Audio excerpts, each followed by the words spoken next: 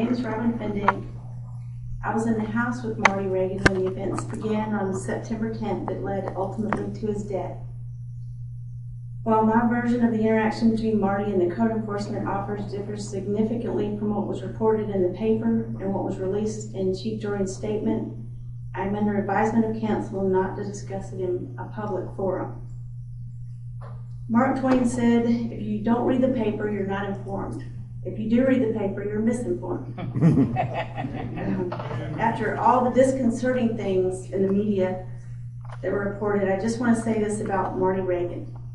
He was a charismatic, kind, loving, sensitive, compassionate, and generous person with a genius IQ.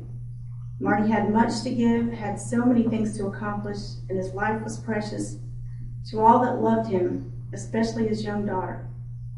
He loved God, and the only consolation we have is in knowing that he is with our Lord and in peace. I had always known Marty to be the most even-tempered, laid-back kind of guy.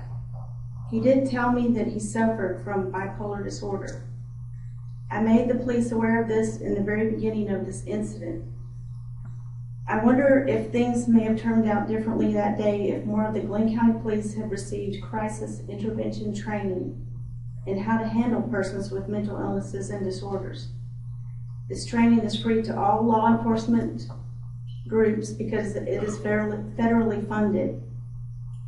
I would ask the commissioners to consider the example of the city of Waycross, where 100% of their officers have had this crisis intervention training. Glenn County sent 4 officers, and the city of Brunswick sent 6 officers to take this training 2 years ago. These officers may not be here at all anymore, and I wonder if any were called that day. I got this information from Pat Strode, who's in charge of that program with the Georgia chapter of the National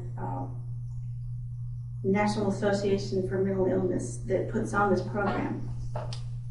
I urge you to consider getting more of our law enforcement members this training. Anybody who serves this community needs to be sensitized to the various psychiatric emergencies. Information on this training can be found on the Georgia Bureau of Investigation website. I also knew Marty to be very passionate about his rights as a citizen and the decline of our freedoms in this country. We all know life is not fair, but shouldn't our code enforcement department officers deal fairly and consistently with everyone? Enforcement is arbitrary at best. This was the 6th sign that had been taken out of Marty's yard. No one had ever come to talk with him about what he could and couldn't do. He had never received a citation. This was a second home to Marty, and he didn't read the local newspaper to know what a big controversy had developed over the signs. I did tell him that he could only display one for sale sign, and on that day, the realtor sign was laid down on the ground so he could put up the sign advertising the house for sale on an online auction site. He thought that a man had a right to advertise his house for sale. The code enforcement team that came that day had just been to the Saltwater Cowboy restaurant. The owner told me that Mickey Melton had come in and said, "You know why we're here." Although he did give them a citation, Mickey and Robin allowed the owner to go outside and remove all the non-compliant signs. Why didn't they do that for Marty Reagin? His number was listed on his sign. Why didn't they call him after taking so many signs? These are anxious times, and there are desperate people trying to get more business in their establishments or sell their homes. They often pay a lot of money for the signs that they put out. I could fill this auditorium with stories of citizens who have been treated with disrespect and unfairly dealt with by certain code enforcement officers in the field.